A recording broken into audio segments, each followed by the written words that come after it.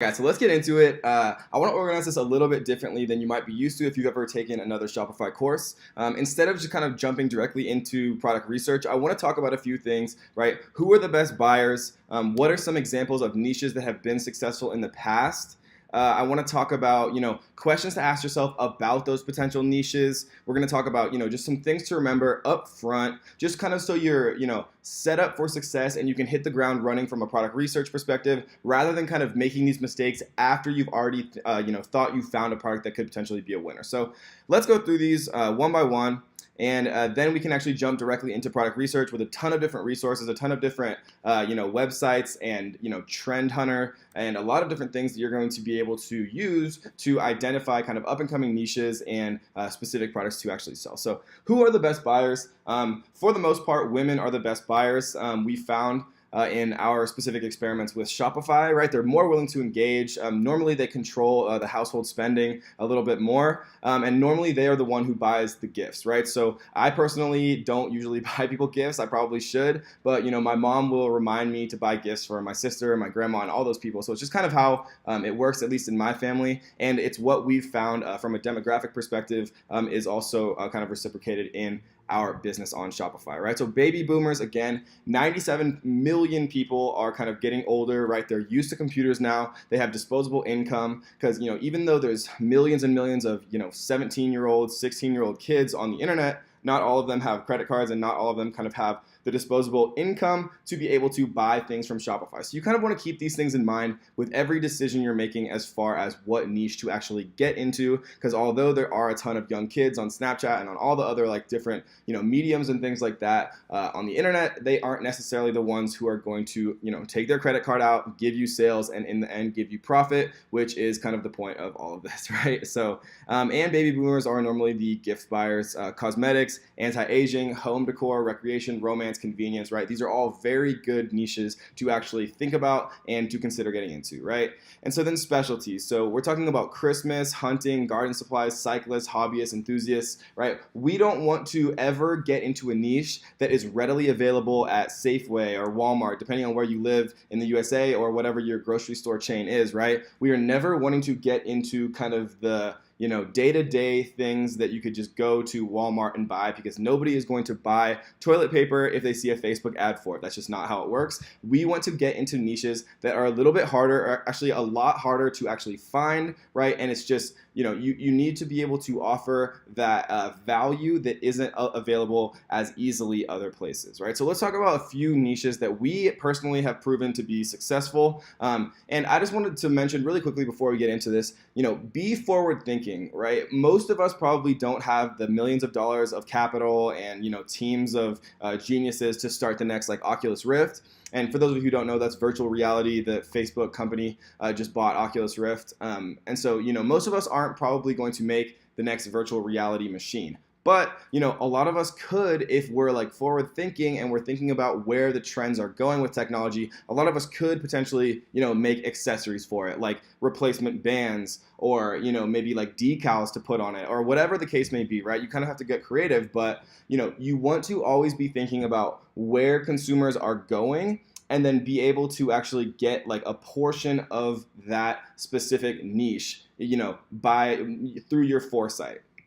Another great one is drones. I have a friend who personally started a Shopify store surrounding drone accessories, right? So they sell replacement propellers, they sell carrying cases, all types of different accessories for drones, and they're doing a great job. So let's talk about a few niches that are successful and that have been proven successful, right? This is not an exhaustive list. The point of this is not to give you, what niche you should go into. It's to talk about why these niches are important. And once you kind of understand why these niches have been successful, what the kind of underlying causes are, then you can go out and find your own niche by kind of replicating the elements that made these successful, right? So what about an aquarium makes this niche successful? So aquariums are a perfect example of a hobbyist, right? People who buy aquariums are normally very passionate about it. There's a ton of different little things that kind of go into aquariums, which is something that you want to be thinking about as well, right? You need the pumps, the rocks, any of the little plants, fake plants, or any of the figurines or anything that are inside of it. There's a number of different small items that go along with aquariums, right? So there's a lot of little accessories and little parts that kind of go with it.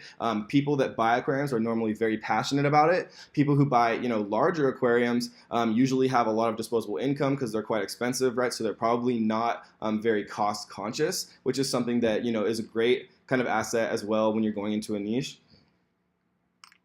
Golf is an amazing one, right? Again, there's a ton of little things. I have it pulled up here. There's a ton of little just golf ball pickup retriever grabber claw sucker, right? Like there's little pendants. Golf jewelry is a great one that a friend of mine is actually doing an incredible job with. Training aids, all types of things, like this little thing that is just like supposed to keep your wrist straight. There's so many little accessories that are popularized by golf channels, and golf is the perfect example of a target market that has a ton of disposable income and time, right? They've been accustomed to using a computer and using e-commerce in the baby boomer kind of realm. It also kind of plays to the younger crowd, to both men and women. So it's just a really amazing niche that we're probably actually going to use as some of our examples going into things. And so let's just, for the sake of consistency, let's just type in aquarium as well. And so we see a ton of stuff, right? Filters, glow in the dark artificial luminous decorations, right? This is a great one. If you're going to go to Walmart, would you walk into Walmart expecting to be able to find a 50-piece glow-in-the-dark artificial luminous aquarium decoration set? It's like absolutely not, right? You go to Walmart, you're going to buy toilet paper, and that's maybe not glamorous, but that's just the difference. And that is the type of product that you want to keep in the back of your mind as something that you want to drop ship. You want it to be unique, you want it to be a specialty item, and you want it to be difficult to find at a Walmart or grocery store in general, right?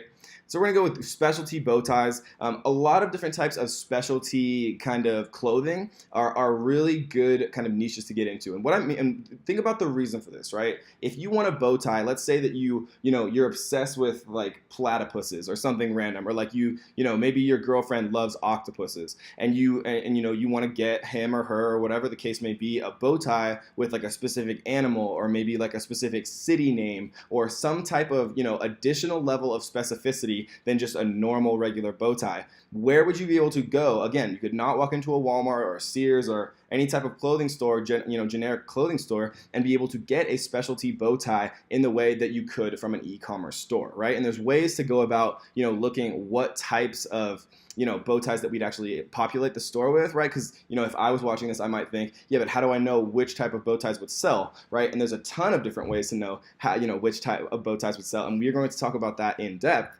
But, just for right now, I just want to talk about niches that are successful and kind of why that is. So specialty sunglasses, again, I have a friend who created a bamboo and wooden sunglass store, and he's doing an absolutely fantastic job, right? This is the perfect type of kind of niche to get into, or it was before, he did it and a number of other people kind of saw his success and replicated it. The perfect type of niche to get into because, a lot of people, almost everyone has a pair of sunglasses, right? So there's it's hugely pervasive market, appeals to both men and women.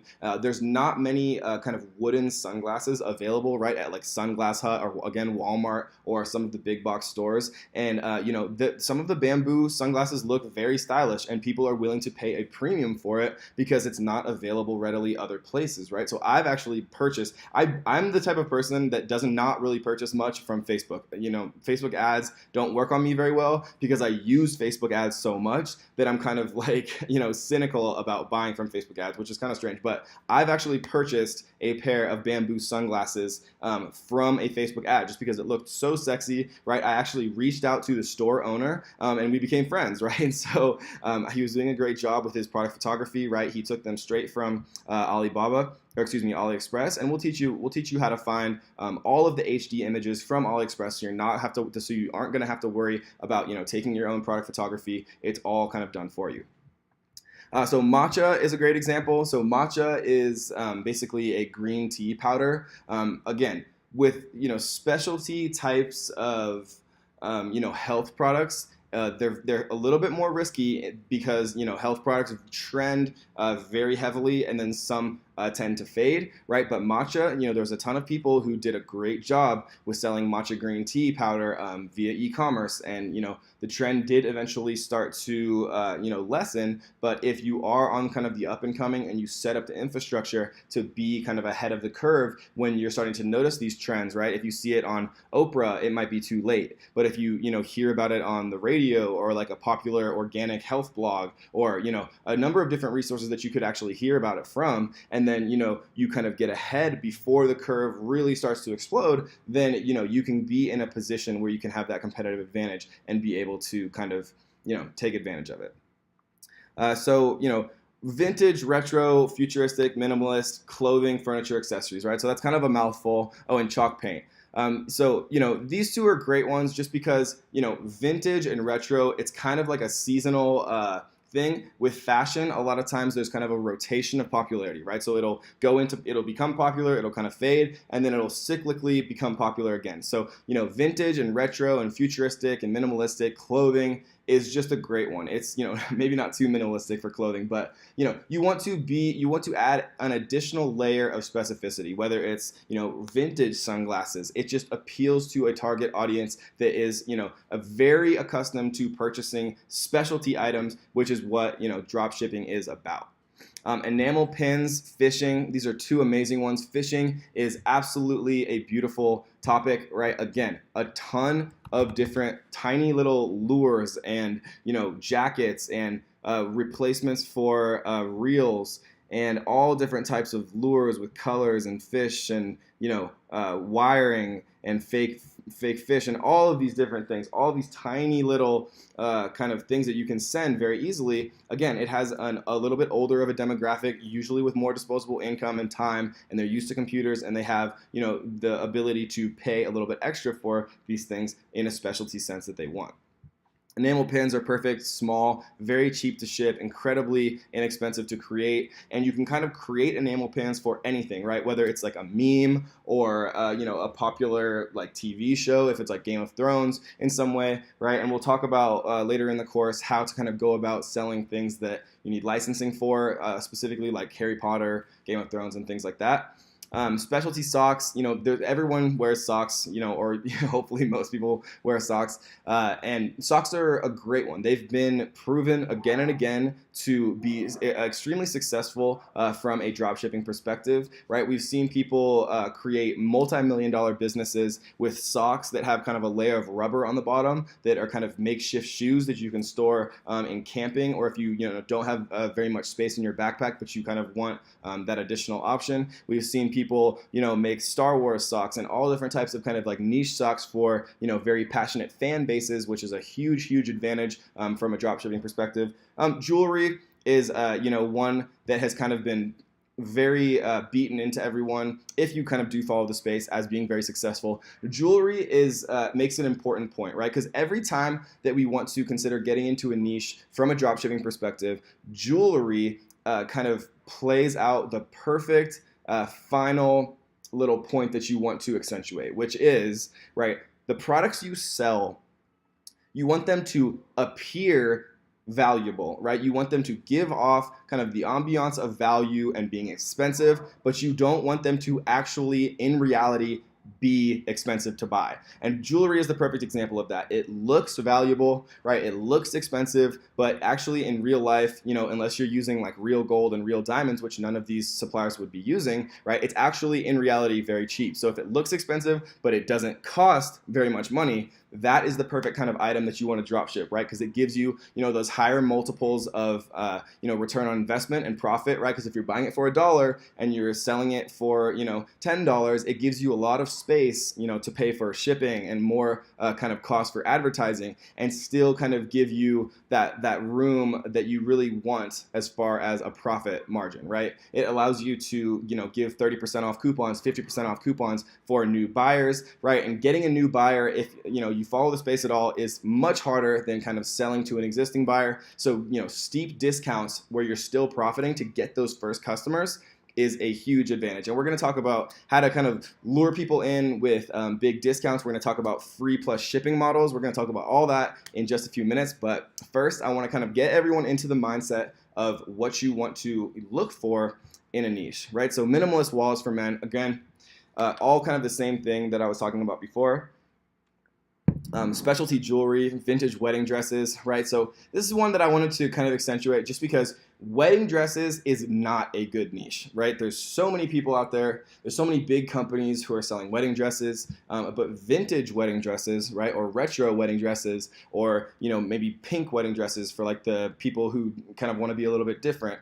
You know, wedding dresses is far too competitive, but vintage wedding dresses might not be, right? We'd be doing a little bit more research on all of these, but just kind of getting in the mindset right now. So craft supplies is a great one, especially kind of with the growing popularity of DIY or do-it-yourself type stuff on YouTube, where people are making crafts, on Instagram, on Facebook, all of the different videos that you kind of see throughout your life of people making, you know, all different types of cool little crafts and things like that. Craft supplies is an amazing niche to consider getting into.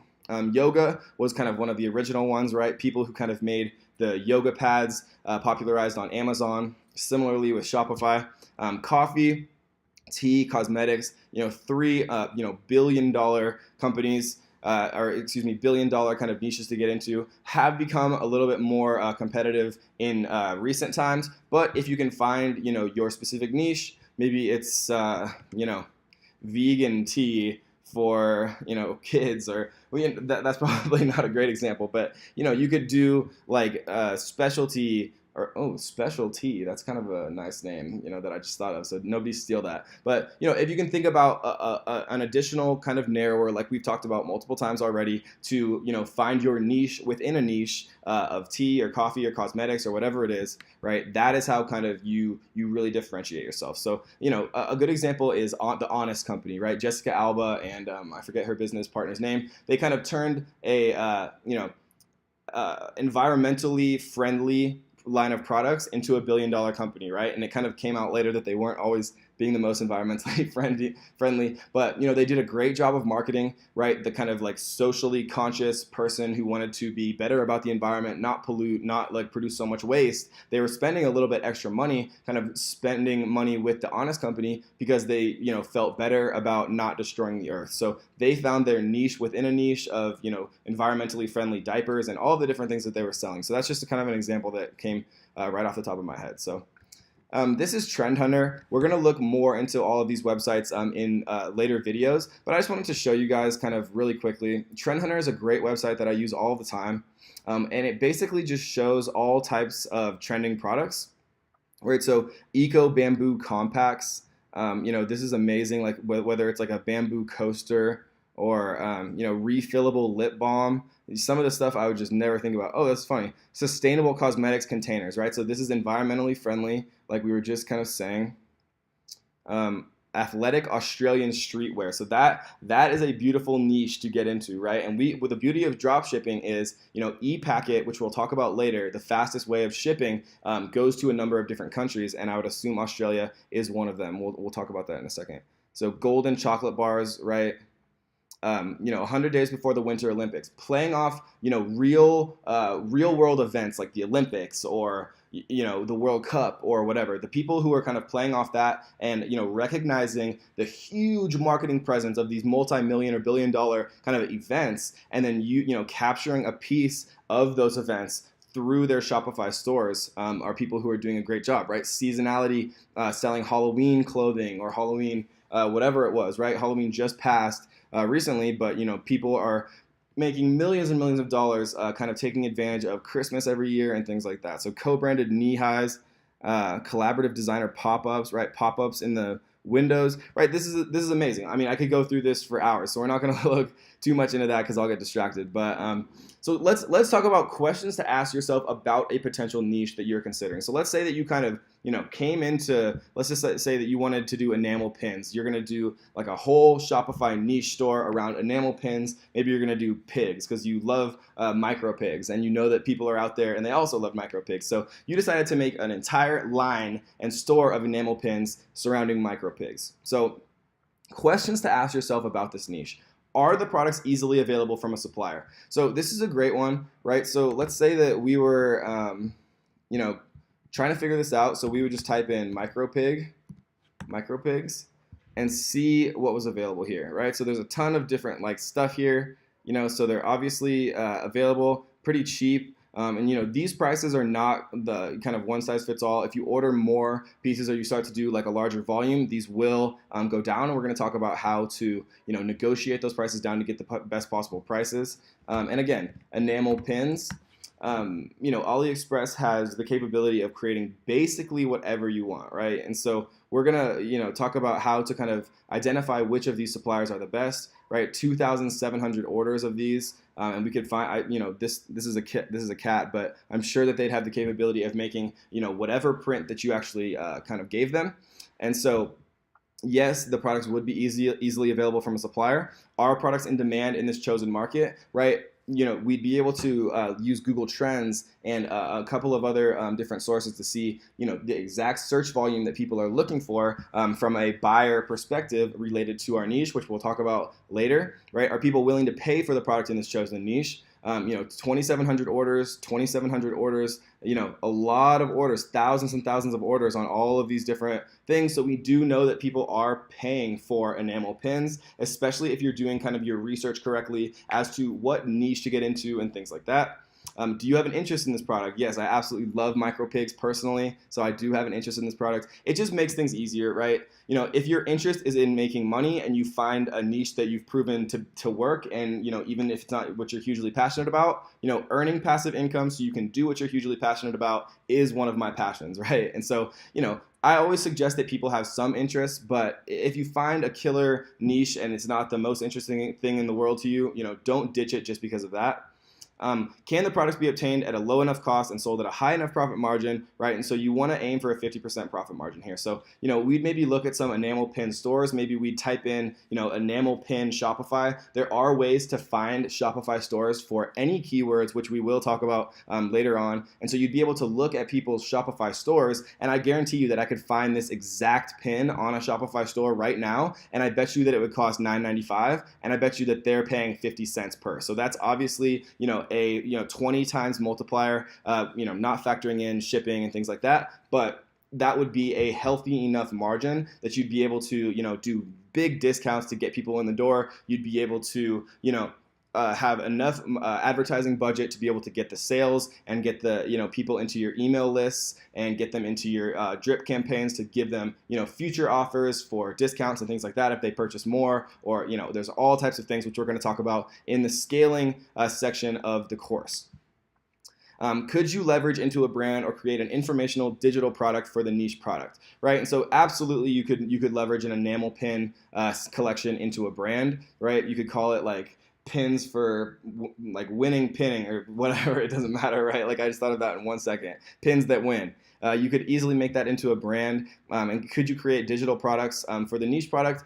This is one that I just personally like to consider. This isn't like a necessity by any means, but if you could create a digital kind of product for it. So let's say you could launch a YouTube channel all about enamel pins, right? How to make them, the best uses for them, how to take care of them, your favorite or the rarest ones you found or whatever, right? So if you can kind of form a following of people who are interested, or maybe a Facebook group about it or whatever, it helps immensely in forming a brand. Is the product a temporary trend, right? So the best way to look at this is just Google Trends, which we'll talk about later on, to see whether or not people are interested in enamel pins all year round, or whether they're only interested in enamel pins like maybe only during Q4 or during December or things like that. And so the last part of this specific video is going to be just things to remember, right? So cars are a niche. You don't want to get into cars, right? Cars are, a very widely spread kind of thing. They're not what we would want to get into for drop shipping. You want to get into what I call a sub niche, right? So maybe instead of just making a Shopify store selling, car parts or whatever, you'd want to get into, selling Mustang interior parts and wheels, like maybe, rims for vintage Mustangs is a much more, specific niche or sub niche that you'd actually be able to kind of carve out your specific portion of the overall profits, right?